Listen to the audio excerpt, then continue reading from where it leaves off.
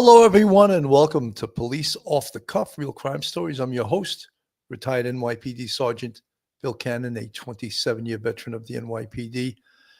Folks, as we covered this story last night, the fires have continued to spread. Thousands and thousands of people have been evacuated.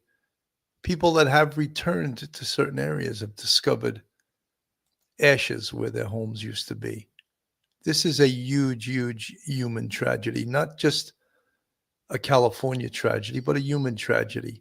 The emergency management perspective in this is just beyond belief. So many things to think of. Personnel responding to the scene. The firefighters who were just exhausted from working through the night, nights in a row, getting new personnel in. Hospitals getting emergency personnel, moving them through these areas, getting them emergency workers to where they're needed most, evacuating people, making sure that people don't go back into dangerous areas. And that's a job in itself. And then, of course, what we have in all of these events is what we don't even really want to speak about, but is people who are opportunists, who now we have to worry about looters.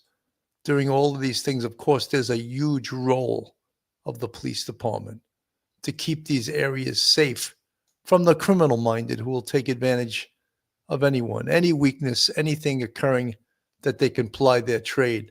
So these are some of the things. What is the strategy? Is FEMA on the scene, Federal Emergency Management. They're also going to need, of course, huge government funds to get this area back to normal, moving people to areas where they could stay overnight because their homes are burning or threatened by fire. A huge, huge job for emergency management, all emergency services, police, fire, EMS workers, and of course, the hospital personnel that must be brought to where they work, And this was the thumbnail that you see on the screen from the other night. LA fires are 0% contained. As it goes along, they still is a huge, huge wind problem. And apparently it's going to get worse in the next few nights. The wind is not going to stop, and it's going to be a big problem. And that's what spreads these fires. So containment, how are they going to contain these fires? Those are some of the questions that we ask here. So folks, hold on to your hats, hold on to your drink, hold on to your wig, hold on to your toupee, hold on to your loved ones, hold on to your seat. You're about to enter true crime from a police perspective. You're about to enter the off-the-cuff zone, the police off-the-cuff zone.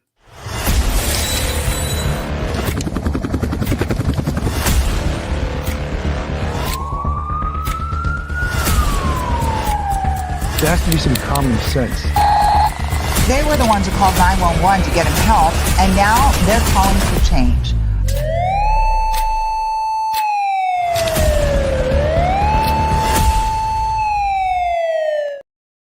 And now a word from our sponsor. BetOnline continues to be the world's most trusted betting platform and your number one source for online betting in 2025. Whether you're a seasoned fan or a first-time bettor, BetOnline is your ultimate game day companion.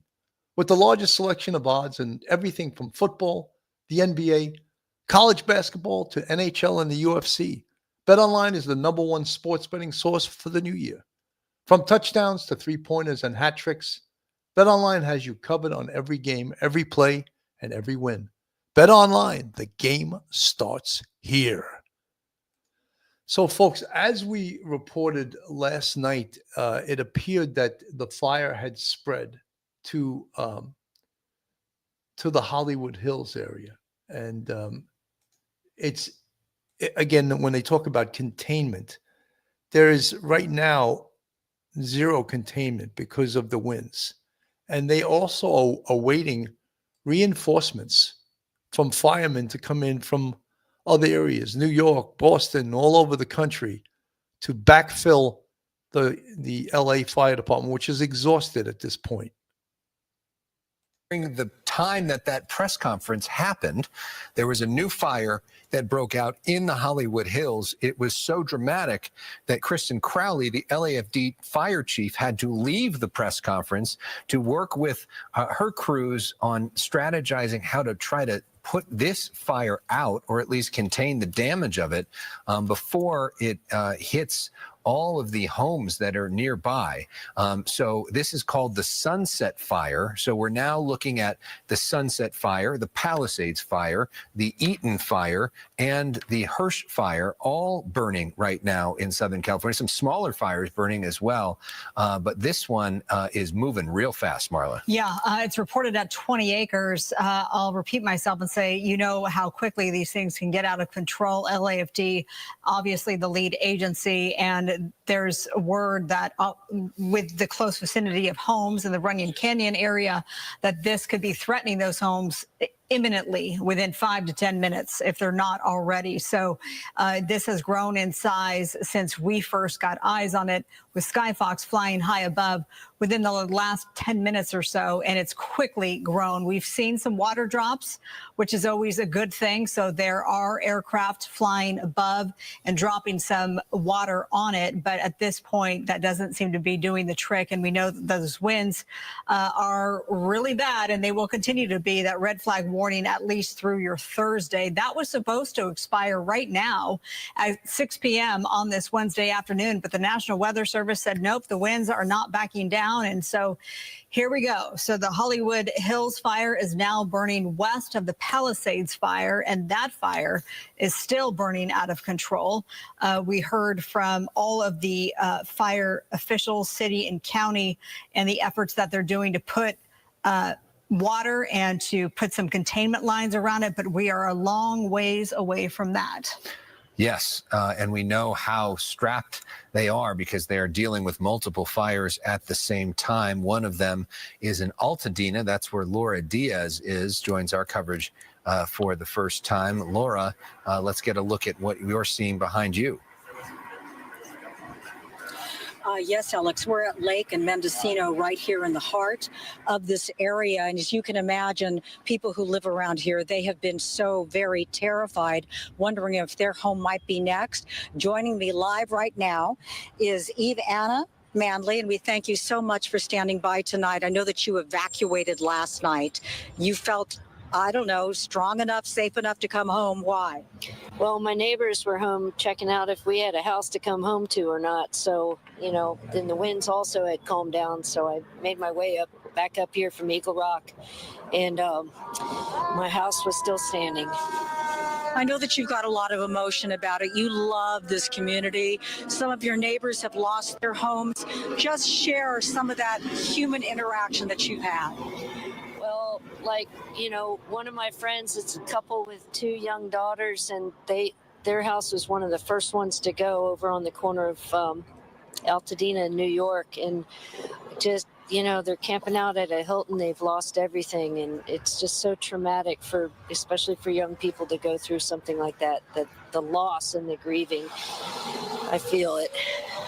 It's deeply personal, right? And if you've ever been through a fire, I know we had one in our family, you never can replicate the things you lose, right? You're grateful for your... You know, the human element to this, of course, it's easy for us to say, standing back from this and from the outside looking in, that you're safe and you have your life and, you know, you can recover material things. But easier said than done. You know, our possessions are part of us. Our home is part of us. And when you lose your home, I mean, you can't even imagine, you know, sort of like digging out of it. How do we recover from this? How do we emotionally recover from this? How do we financially recover from this?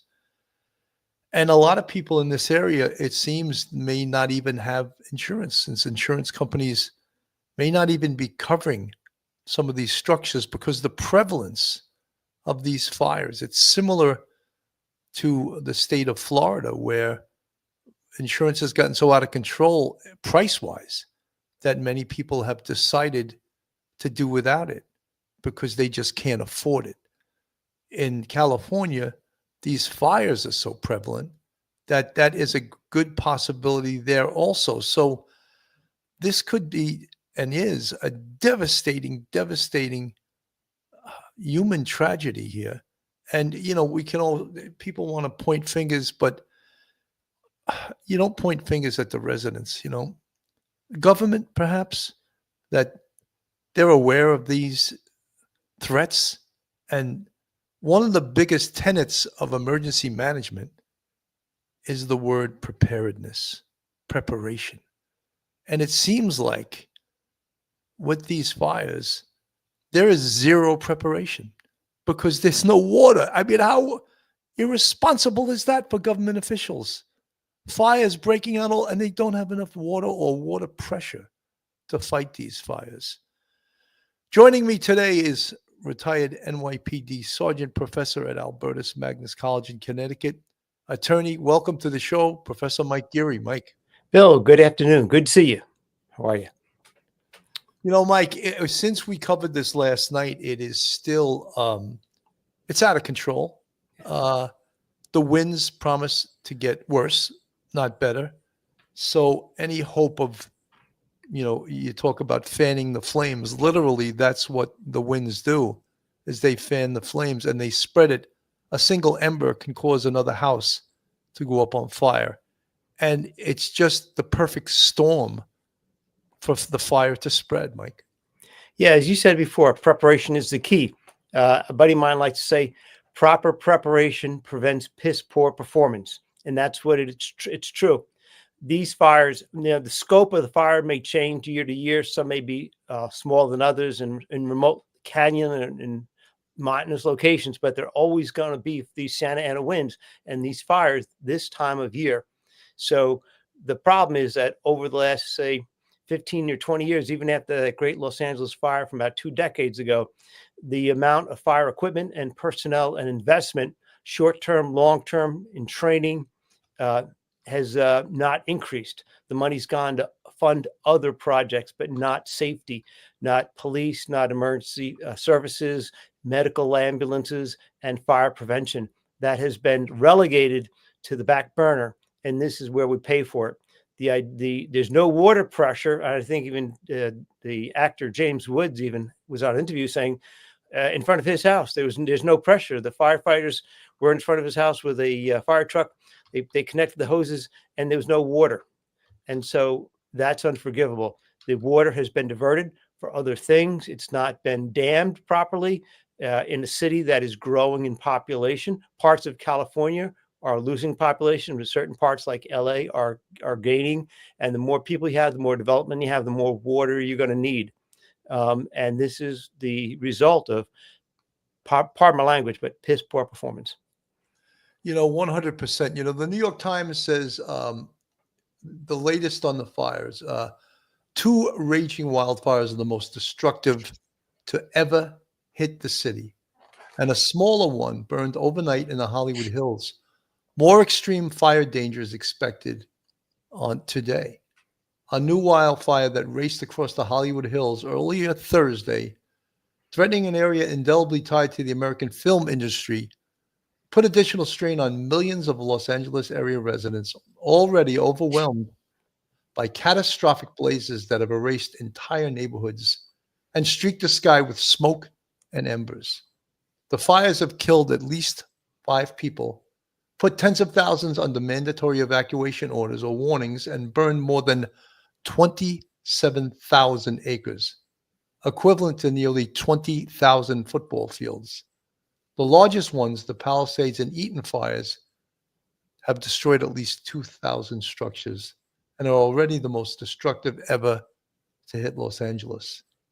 As firefighting helicopters swept across a dark sky where orange embers floated like lightning bugs, the dry, windy conditions fanned more blazes.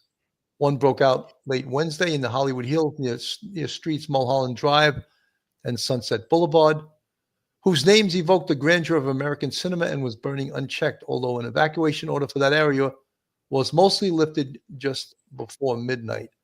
A fire also reared up in the nearby Studio City neighborhood, burning several homes and prompting warnings of potential evacuation.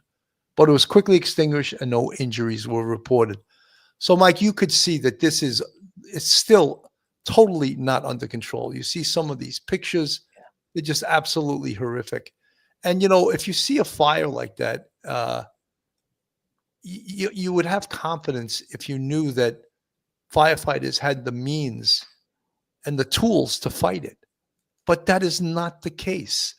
So we who don't live in LA or California, we look at this and we say, how do they allow this? And again, people could say, oh, it's impossible. Then they have to plan, better planning, because then you shouldn't have all these people living there. If these neighborhoods can just go up like a tinderbox, I just don't really get it. I don't really understand it, Mike. Billy, it comes down to leadership and management of the land and the neighborhoods and the utilities. You have politicians coming in and out, and they're looking at other things besides public safety. Because as from our point of view, public safety has to be the number one government, no matter what level it is. That's the number one government job. And so maybe allowing overdevelopment in certain areas that may be fire prone or maybe in the mountains and hard to get to. The higher elevations, it's harder to get the water pressure. So things like that need to be taken into consideration. And maybe, you can't you can't stop it now because it's already too far gone. But the fact that, you don't have the water pressure to get to these fires. And I understand firefighters are overtaxed because the fire hydrants in like Palisades area that we talked about yesterday, those are residences. They're not prepared for wildfires. They're prepared for single home fires. But the fact is that how nobody would think that you have to also prepare for a wildfire is beyond me. We don't seem to have the leadership, and they don't seem to care enough, because perhaps fire prevention doesn't really get people's attention more than other subjects that people get, emotional about and vote on. But the nitty-gritty day-to-day needs of fire prevention, first responders, law enforcement is absolutely necessary. And the investment hasn't happened in decades. The budgets are flat. The money's going to other places, and their lack of personnel, the lack of equipment, the lack of foresight is really condemning large parts of the LA County to right now what looks similar to what Hawaii looked like 2 years ago. It's devastating, and now people have to pick up their lives. It's going to take a decade before LA County, that part of LA County, can return to some semblance of normalcy. Mike, from the chat, Rose and Smoke, it's called neglect. They're not trying to stop it. That's right. Or water would be in those fire hydrants. That's something. There was always a chief this chief on the NYPD. I'll say his name, Chief Louis Anamone. Oh, yeah. And when people started feeding him with all the negatives and all the can't do's, he would say, "I don't want to hear can't do's. I want to hear from the can do people." And a lot, and especially in regards to this fire, we're hearing mostly from the can't do people or the whys, why this happened. How about, again, the number one tenet of emergency management is preparedness. They are totally unprepared. And when people say they can't, then, I don't want to hear can't. Can't is not a word. The government must protect its people. As you said, Mike, that hit it on the head. That is government's responsibility, public safety. And they're abdicating their responsibility to take care of the public via public safety. I want to play this. This is from News Nation, and this maybe gets a little more with the why. Welcome back. Breaking news coverage continues as California continues to burn. Right now, 100,000 people are under evacuation orders. That number will go up overnight. And the hurricane-force winds keep driving these fires hotter and faster than firefighters can even hope to keep up with. It's going to be days before the beginning of the end becomes apparent. The evacuation orders keep growing in size. So far, lots of people left their pets, families, and worldly possessions at home this morning, went to work, and now cannot get back. It's terrifying. We can't even begin to comprehend the loss or these folks who are surrounded by fire, as you can see with their dog. I think about the people who evacuated yesterday who came home to ashes and lost everything, or the people who police turned away as they tried to rescue their dogs, the people who are watching television right now and watching their home burn. These are all individual tragedies that are happening in California. Can't forget that. And you think about what's burning inside that home, the memories, the pictures, the mementos. I think about my grandfather's cufflinks or letters from my father, the things I would grab if I could just in those few fleeting seconds as you run. As horrible as the fires are, as extraordinary as the rescue stories, simply talking about all that isn't enough. We need to tell the truth about what's happening.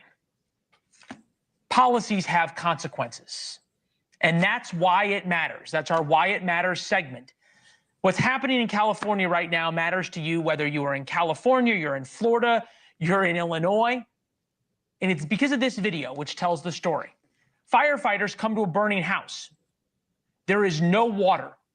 The hydrants are dry. It happened over and over and over again. You can see the frustration on their faces. These are firefighters risking their lives. Overnight in Pacific Palisades, the whole area ran out of water. As Los Angeles burns to the ground, California faces three problems, which are and were preventable. Not enough water to fight the fires, above ground power lines that spark fires when trees fall down during high winds, and not enough firefighters or fire resources.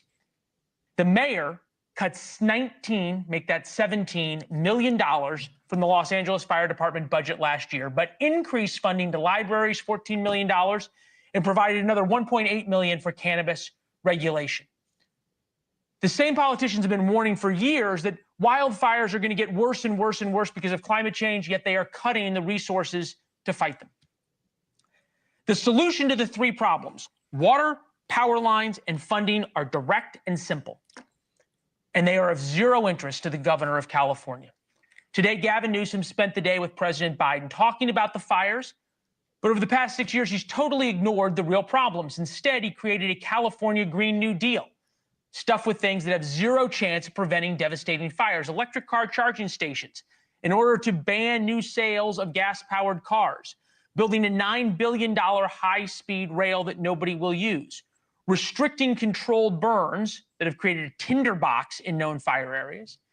He pulled funds out of the wildfire prevention measures. He mandated climate-conscious investments for the state pension fund. He called for a Winfield profits tax to go after oil companies. He proclaimed a so-called energy czar. He implemented a methane capturing system for cow manure. All of the things I've just listed are doing as much good as shouting at the 80-mile-an-hour winds right now blowing through Malibu and shouting at the flames that house is burning. If you listen to Newsom and his friends, all of these fires are solely the result of climate change. That's simply not a fair assessment. Yes, climate change is real.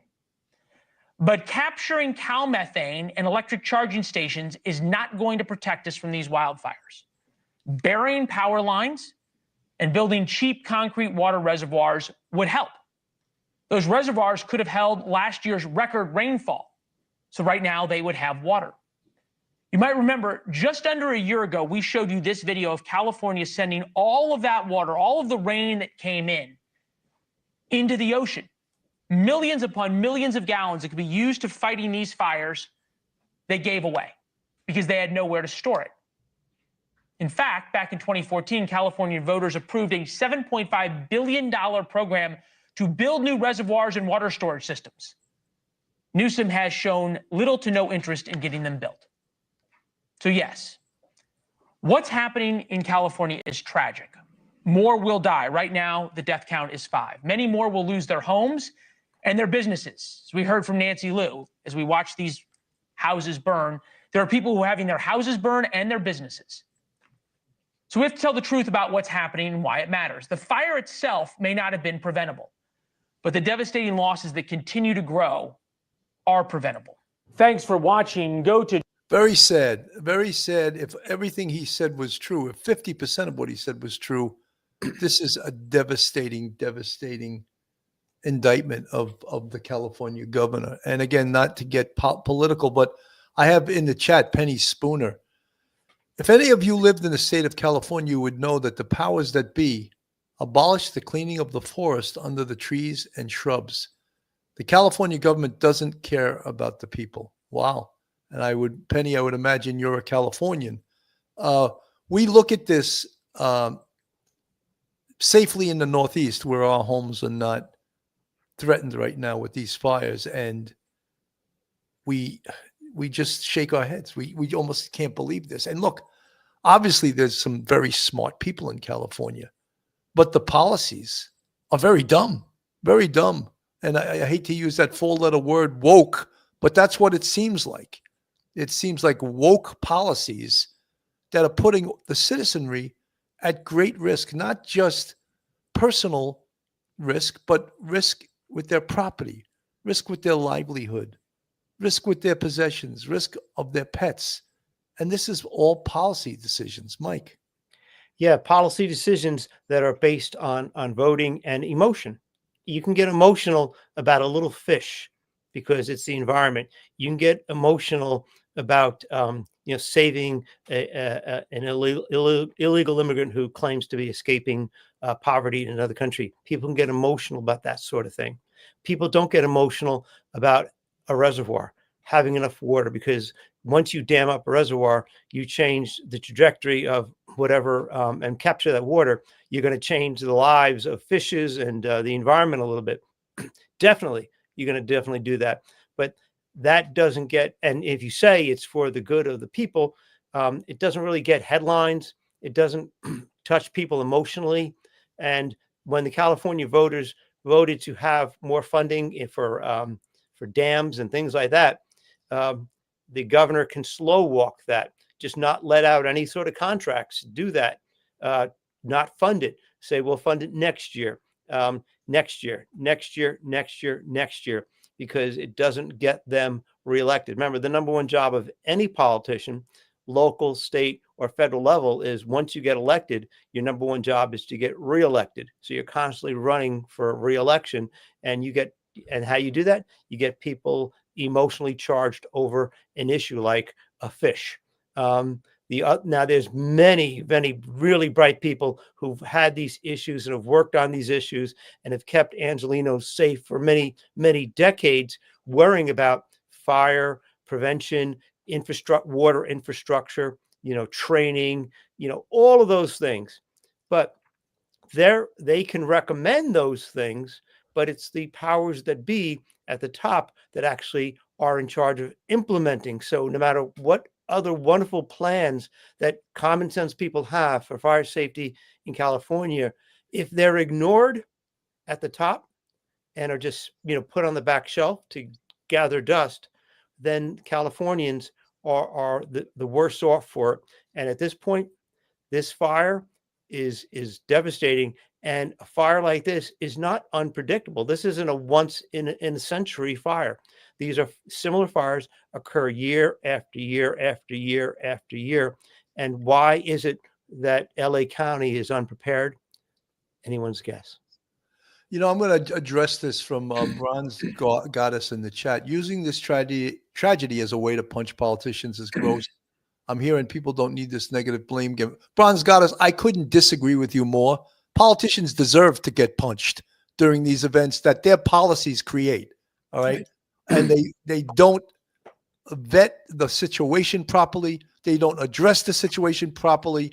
And if you don't like that, maybe this isn't the podcast for you. But we're going to talk about the reality of this. And this is horrific policy. At the onset of this podcast today, we said one of the most important things in emergency management is something called preparedness. And when you see firefighters holding a hose to a fire and the water is dribbling out of it, that's pathetic. That is absolutely pathetic. Not only is that hose used to put out the fire, but that hose is much like the gun to a cop. It protects the firefighter's life because he's addressing that fire. He's trying to put out that fire because he has confidence water is going to come out of that hose. When it doesn't come out of that hose, I blame politicians. Mike. Billy, ultimately, unfortunately, the voters got in California what they thought they were voting for. And that's the sad part about it, is too many people fell for the promises of the importance of a fish or keeping the beauty of a river at the expense of, people's lives, because the beauty of the nature is more important than people's lives. The overdevelopment perhaps that has gone on, that may be too late to turn back, except now, depending on what insurance companies do, people may not be able to resettle in those homes. People may take their lives elsewhere. And so Los Angeles will be the worse off for it. But we see this in New York. We see these insane political decisions that are made at the state level and at the local level that have nothing to do whatsoever for the number one job of government, is to keep people safe. If they do nothing else but keep people safe, they've done their job. But the problem is that's not interesting to people. That's not interesting to voters. It doesn't get them out to the polls. So I agree with you, Billy. This is assigning blame in this kind of situation is realistic. We're not talking about anything, over the top. We're talking about basic preparedness for, very predictable wildfires that occur in Southern California this time every single year. And if the government can't get that right, then what the heck are they doing there? Bronze Goddess, all I can say to you is maybe you should put on some fireman gear, firewoman gear, stand by one of these fires as water dribbles out, and then you can tell me that you're not going to blame politicians. For me, they're to blame. They are responsible. They're not doing their job. And if you want to protect them and vote for the same idiots every time, that's the definition of insanity. Do the same thing each time and expect different results.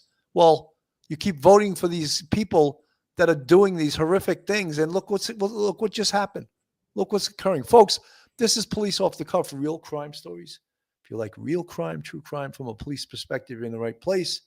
And if you're not subscribed, hit that red subscribe button on the screen. Give us a thumbs up, ring that bell, hit the like button, share us with your friends and your family. I see a lot of new people in the chat. Just hit that subscribe button. It's free. If you want to contribute to us financially, we have a Patreon with 4 different levels. And we also have a YouTube channel membership with, count them, 5 different levels. We appreciate all of our friends, our family, and our Police Off the Cuff folks here. Janelle Woodward from the chat.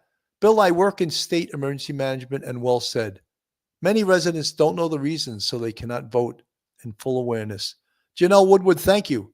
There's a voice from the field. There's a voice of reason, not someone that's, just talking, because they don't like when something gets political. But so many things are political because, as we said, the number one job of government is to protect its people. And when they fail in that, in my opinion, they failed in everything. It's just unbelievable. Let me play this from CBS. What's being considered the most destructive fire event in Los Angeles County history. New fires have erupted in the past 24 hours, pushing fire personnel to the brink. As some residents flee to safety, others are returning to find their homes burned to the ground. Danya Backus joins us live from Los Angeles with the very latest. Danya? Chris and Mary, the winds have died down significantly, which could allow firefighters to make some progress on the multiple fires burning in Los Angeles. This morning, we're getting a look at just how destructive these fires have been in neighborhood after neighborhood. Homes and buildings are reduced to rubble. An apocalyptic scene in Southern California as thousands of acres burned from multiple brush fires. Wednesday evening, a new inferno erupted in the Hollywood Hills. Our house, you can tell it's next, and we're getting out. Area streets were once again gridlocked with new mandatory evacuation orders in effect for thousands more residents. The scope of damage already done is now visible for the Hernandez family, who lost their home in the Eaton fire. The only thing that's basically standing is the chimney.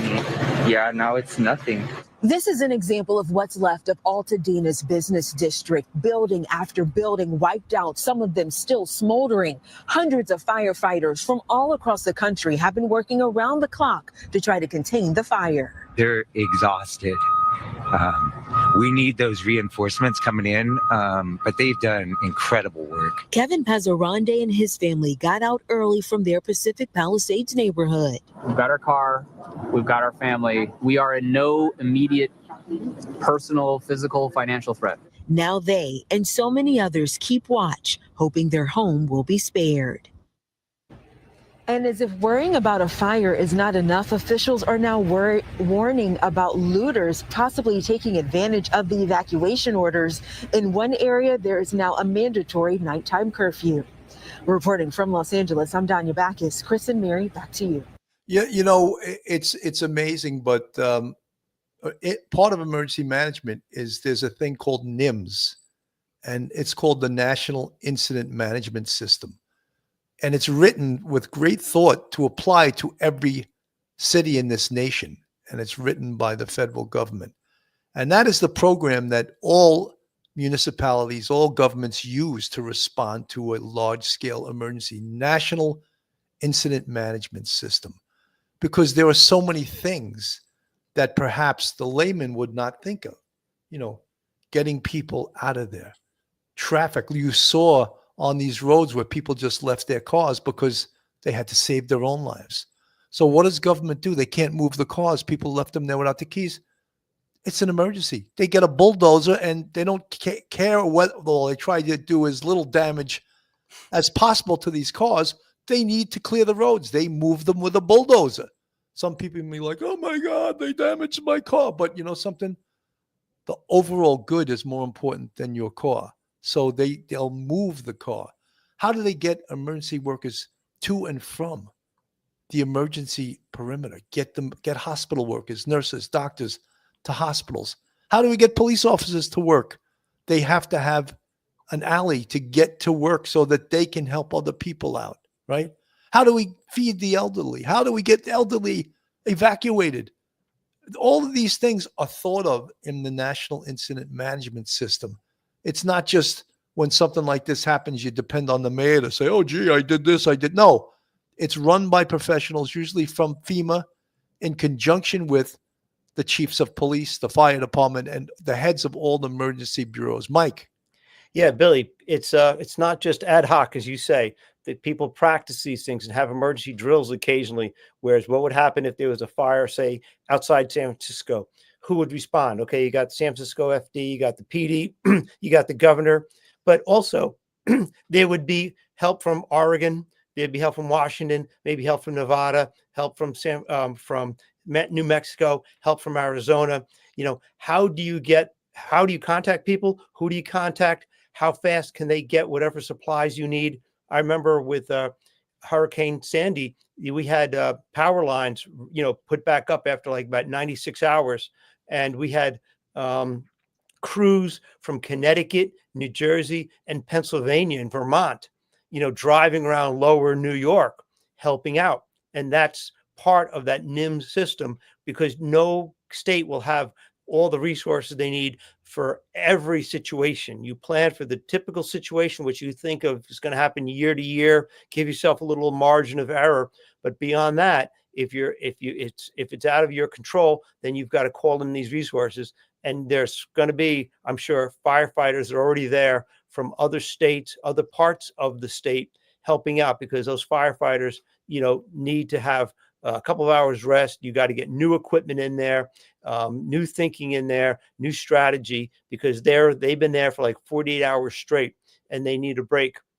But all of that has to be thought of, and hopefully you have at the state, county, municipal level in California and other states, you have people who plan on these things and occasionally do have exercises where they see how long it would actually take to get workers and equipment from one spot, say 100 miles away to the hot spot. That's absolutely part of keeping civilians safe. That's the number one job that they got to do. Absolutely. Kate from the chat, thank you for the $4.99 super sticker. It's overdevelopment and wonderful foods taking over California water. They control and use more water than Los Angeles. They control, you repeated that, more water than Los Angeles. Jacqueline Johnston, Our tax-paying dollars go to the government for them to take care of us, and they don't care. It appears that way, doesn't it? That they don't care. Legal-minded friends, Karen Cole, thank you for all your work. Thank you for being a great moderator. Welcome. Tumbleweed, Bronze, politicians are to blame for poor policies, lack of preparation, waste of tax money. Tumbleweed, you're preaching to the choir. You're preaching to the choir. Simi Sharp, I love how Sarge doesn't mince words. Simi Sharp, we didn't work for 27 years and Mike for 20 plus years on the NYPD to mince words. We've seen bureaucracy. We've seen bad policies. We've seen bad politicians. And I'm not going to sit here. This is my freedom of speech to do this show.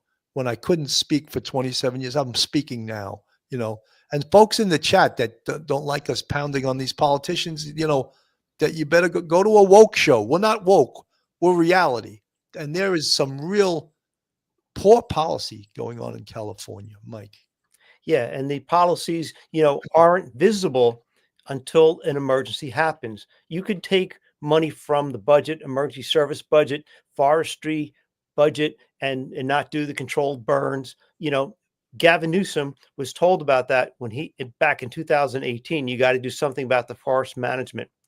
You don't see that money being taken and put someplace else. Money suddenly gets available for a pet project that people get emotional about, and the politician wants to get reelected. So this is a way to get the electorate excited.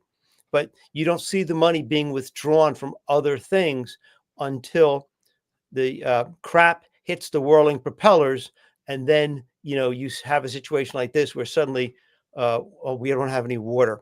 Well, you didn't see that issue until this fire happened. And that's the sad part is sometimes the people who are responsible for these decisions that will not affect the population for years.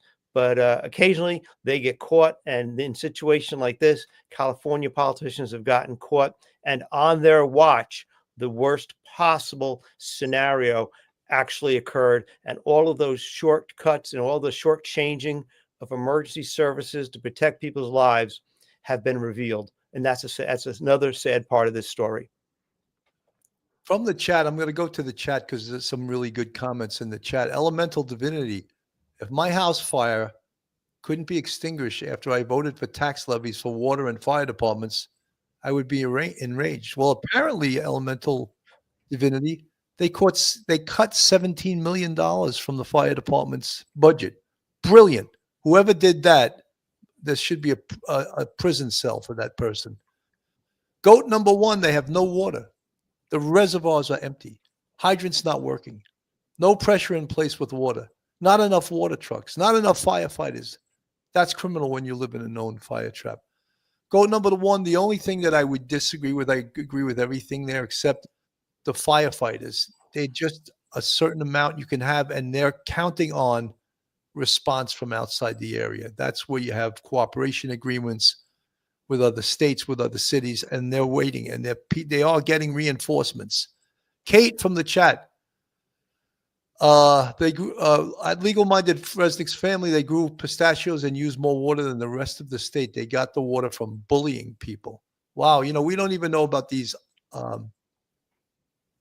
underground reasons that there's no water. Rustic Hillbilly. There are ways to be good stewards, save the smelt and keep water flowing. This is radicalism at its finest. We have the same problem in Oregon. Shut down logging, have fire season, not summer. Aunt Nancy, I'm listening and using discipline so as not to cause issues with those that don't understand what's happening, but hello to everyone. I think we understand what's happening. And it's not that there was no warning. They know this happens every year. And the perfect storm was in place. These winds, no water, cutting the budget of the fire department, dry, not a lot of rain recently, dry vegetation. So yes, the perfect storm. So I think we do understand. But again, we use the word, because we've been first responders, preparedness. And there is no preparedness here. Zero preparedness. Mike. Yeah, Billy, and it's a long-term problem that no one wants to address. We talked about this a number of times in the past. Training is expensive. Proper training is expensive. Carrying a payroll is expensive. The equipment is expensive, and it doesn't excite people. It doesn't excite the voters for an issue because they ho hum that. But we've seen this in the NYPD training. Use of force training at the range. In-service training where you bring in speakers. All of this costs a lot of money and takes people away from their primary job of being on the street and responding to 9/11 calls. But it's absolutely necessary. And therefore, it's been going on. And, though everyone was warned, you don't have to be warned by another politician or a state official who's into environmental protection. Just living in California, in Southern California, and if you're like in Oregon, like that, like the participant here, you know what happens. These things can be predicted fairly yearly with great precision. In Florida, there's certain hurricane seasons, and so you have to prepare for what you expect on an average hurricane season to be. Beyond that, as you say, you get help from outside agencies, but none of this was unforeseeable, not at all. And that's the sad part about it, is this stuff was predictable. Absolutely. From the chat, Susie EQ. I live in San Diego. We had devastating wildfires in 2003 and 2008. And since then, the city and the county have worked hard to clear brush and inform the public what to do to make their homes safer. Susie EQ, a good example of preparedness, pre-preparedness for an event. Elemental Divinity, again from the chat. California allocated 27 to 28 billion for homeless. I don't know of any statistics or percentage of homeless who have been helped by this. Let's stay on topic, but how the government spends their money, they have to take into consideration that the inevitability of these fires, and to vet and to prepare for these fires, because they happen every single year. It's pretty disgusting. Let me go back to Fox News here. SCE.com/outages. But I also want to say, I want to remind people to please be safe. If they see a down power line, do not touch it or anything in contact with it. Stay at least 100 feet away and call 911. You can see that link right there on your screen. If you want to keep up with power outages, go to sce.com/outage center. All right, let's send things over to Samad at 544 this morning to talk a little bit about this wind, the changes that we've been seeing, the changes that are on the way. Good morning. And we certainly have been talking about the big wind event that brought in the catastrophic conditions yesterday. Within 24 hours, a stark difference from wind gusts that reached hurricane force to now today, or at least at this hour, winds are more relaxed on the calm side. And that stability is providing firefighters the help that they need to look for spot fires or flare-ups and really get a better handle on areas like the Palisades fire that is actively burning, 0% containment there, and locations in the Eaton fire area. Also, our firefighters are working tirelessly to help that community. The Hearst fire, we also continue to watch the Sunset fire as well. We've got our winds on the calm side, and it's going to be a very brief period because later this mid-morning, should I say, we are expecting winds to make another return. They are expected to be on the strong side, but not nearly as strong or powerful as those widespread gusty winds that we saw yesterday. So there's a hint of good news, but don't let that fool you. We are going to be looking at gusts, still the range of 50 to 60 plus miles an hour, but at least it's not 70s or 80s. We did lose that upper level support, and the dynamics in the upper levels of the atmosphere have changed slightly, and that is what's providing us with a little bit of relief from the winds. At this hour, we have 4-mile-an-hour winds across the Ventura County Valley communities. Camarillo, calm conditions, and we're going to push out towards areas of the San Fernando Valley that was blowing yesterday. Now it's very calm. It's cool to start this hour, and out towards the Inland Empire community. communities in Orange County as well. At 6 o'clock this morning, we are looking at high wind warnings to retake effect in those locations. So really depending on your area. And that's going to be in advance of the winds expected to arrive sometime around 10 or 11 o'clock and blow through till about early tomorrow. So we have to continue to be on our toes and be mindful of our current situation. Areas across our local mountains now starting to see things pick up just a tad. When you see those highlighted areas, we're looking at wind conditions at least sustained over 20 plus miles an hour. Red flag conditions have now been extended. We were looking forward to these conditions improving and the advisory lifting, but unfortunately it's now being extended into Friday, and this applies to just about anywhere across Southern California outside of our beach communities where the humidity levels are, of course, a little higher. Meanwhile, outside of our beach areas, we're looking at dry conditions, 6 to 8 to even 12%, and we are bone dry. And that, unfortunately, the reason why we are under red flag conditions, that if a new fire were to spark, it could rapidly grow and spread and get out of control. So we'll have that red flag in place again through tomorrow. High wind warnings, as I pointed out, where gusts are 65 plus, even the opportunity, unfortunately, of 75-mile-an-hour winds in some isolated areas across Ontario, San Bernardino, Riverside, Fontana, Rialto, pushing southward, Lake Elsinore, Temecula, as well as portions of Orange County, downwind of the Santa Ana Mountains, Irvine and Anaheim could be seeing these similar conditions. The strong winds have adjusted and is now pushing a little further to the east as that area of low pressure that was offering and providing the upper level support is also shifting. So we're seeing what's happening in the upper levels of the atmosphere and seeing it on the surface level.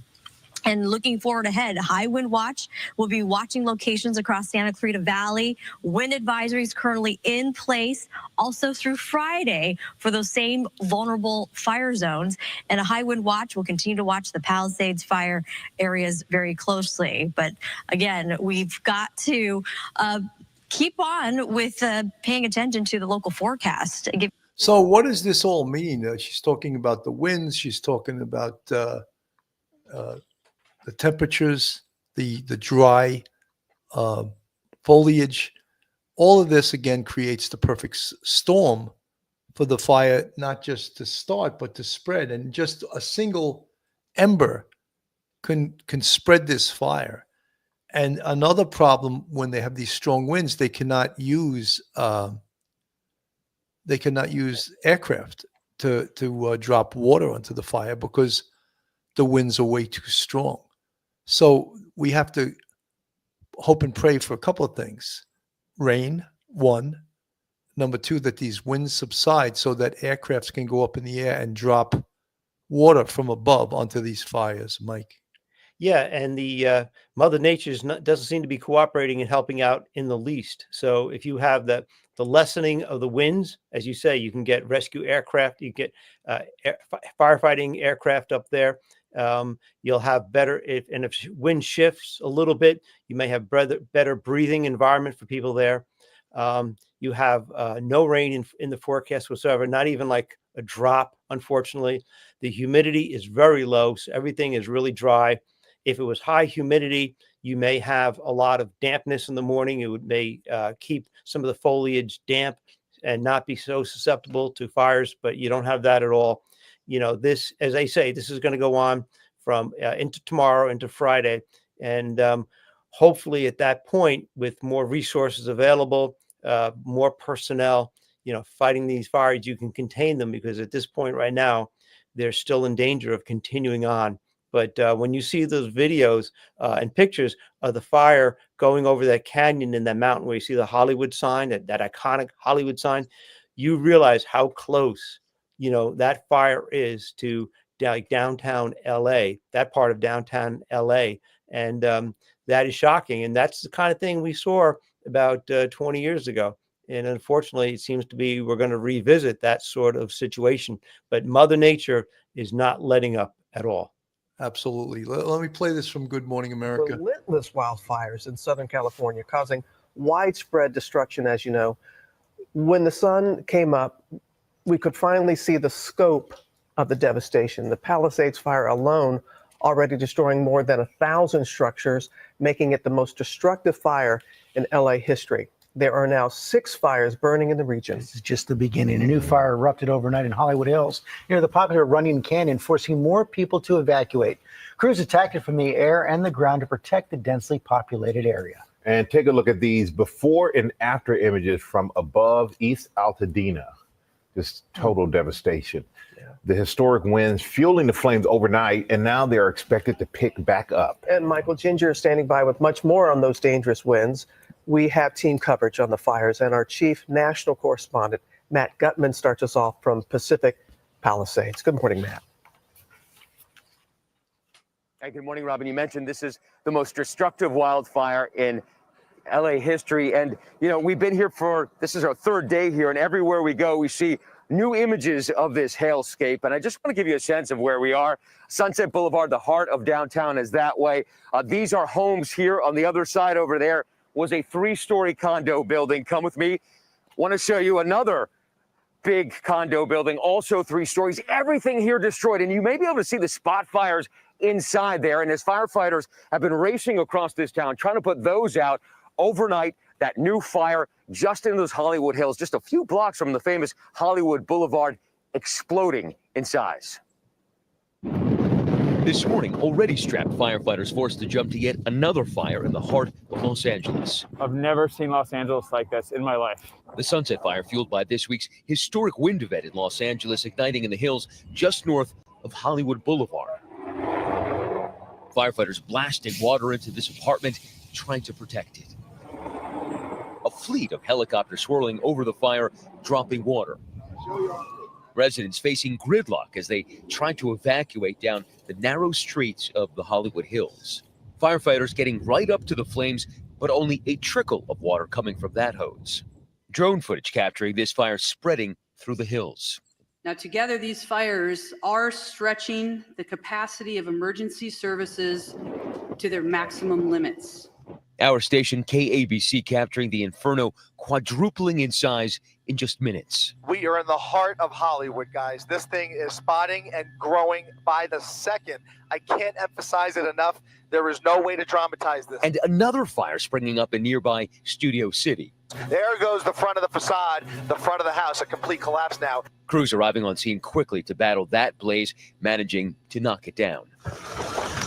This as the Palisades fire grows to over 17,000 acres, becoming the most destructive wildfire in LA history. The fire still consuming homes this morning. At least 1,000 structures burned in the Palisades and in Malibu, the number expected to grow significantly. We've been watching firefighters work on this house for hours now. It looks like they're going to lose this battle. And I want you to see something. Normally, you would not have been able to see the Pacific Ocean from here. There would be a line of very impressive-looking seaside homes. They're now all gone. Everything from churches to mobile homes engulfed in flames and now gone.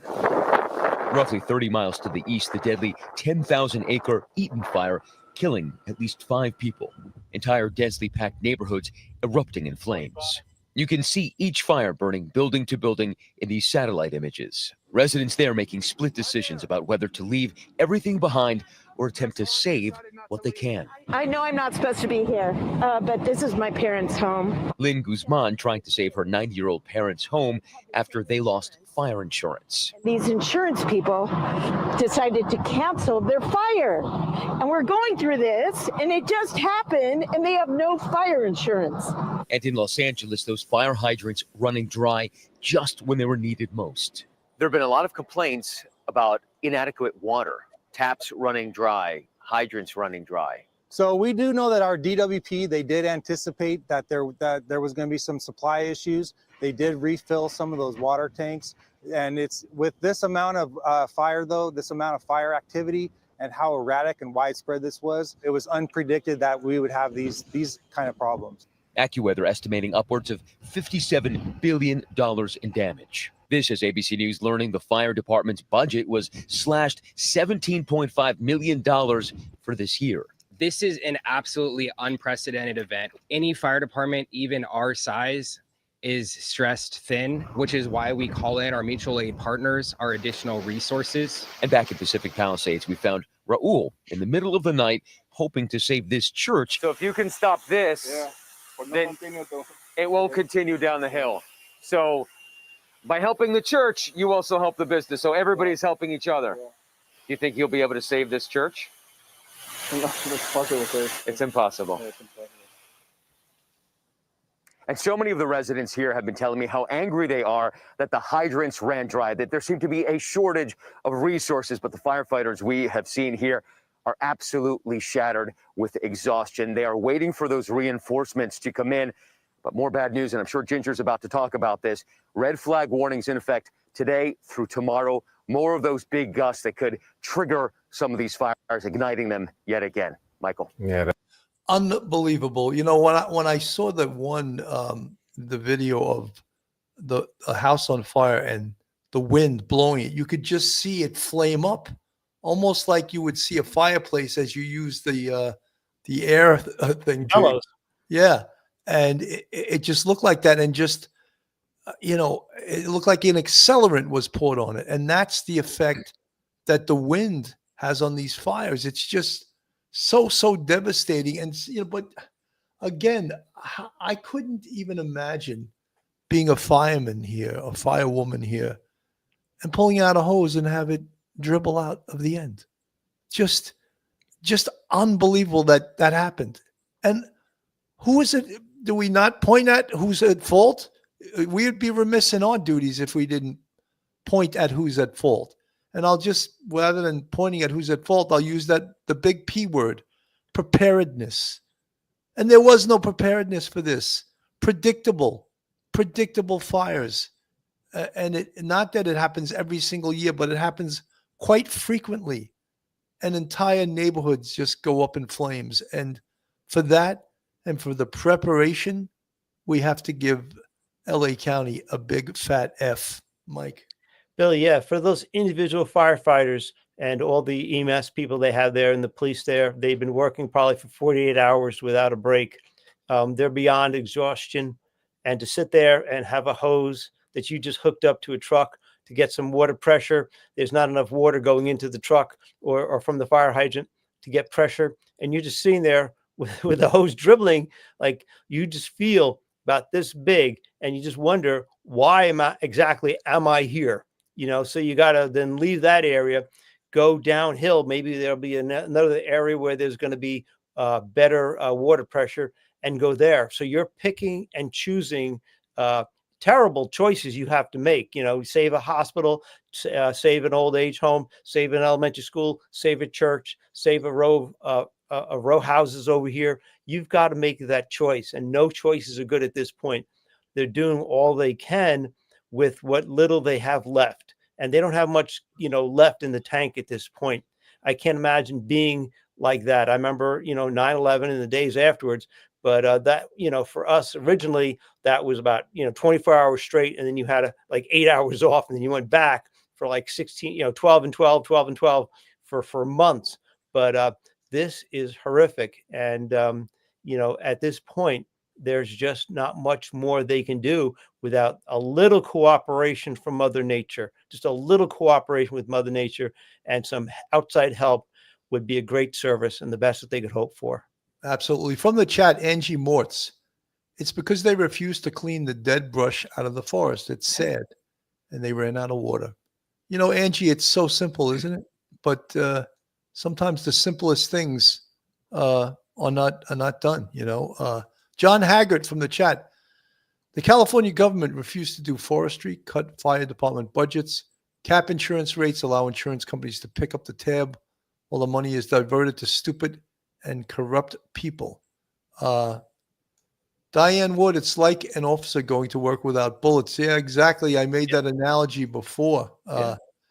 Kate from the chat, I do think they have restrictions, but really the best thing they can do is have standing water like in a pool or use native landscaping. Well, I think, part of they have to have more pumper trucks that they can drive up these big hills because they got to bring the water with them since these hydrants are not working. There's no water pressure. There's no water. So they have to have a system where, and again, when they're fighting these fires 24 hours a day, they're going to run out of water. in the present situation. So I'm not going to try to oversimplify this. It's not an easy problem, but they had warning. All they had to do was prepare for this, and they don't. Bo Peep, the Army Corps of Engineers, could have been brought in beforehand to figure out methods of prevention. Bo Peep, there's a lot of smart people that deal with emergency management, and they could solve this problem. I think that there are people out there that know how to solve this problem. We talk about the desalination of ocean water, which would be required to be able to use the ocean water for these purposes, because apparently if you use salt water, it will destroy the equipment very quickly. You may have it for a couple of hours, but it'll block up the pumps. It'll block up all the equipment. So that apparently is not an option. Folks, I want to thank everyone for tuning in today, and we're going to bring you up-to-date information as it occurs, as there's new and more breaking stories on this case. And folks, again, if you're not subscribed, I see a lot of new people in there. Just hit that red subscribe button on the screen. Give us a thumbs up. Ring the bell. Hit the like button. Share us with your friends and family. It's free to subscribe. And if you want to contribute to us, we have a Patreon as well as a YouTube channel memberships. Professor Mike, your final words. Just like last night, pray for the people of LA. They need it at this point.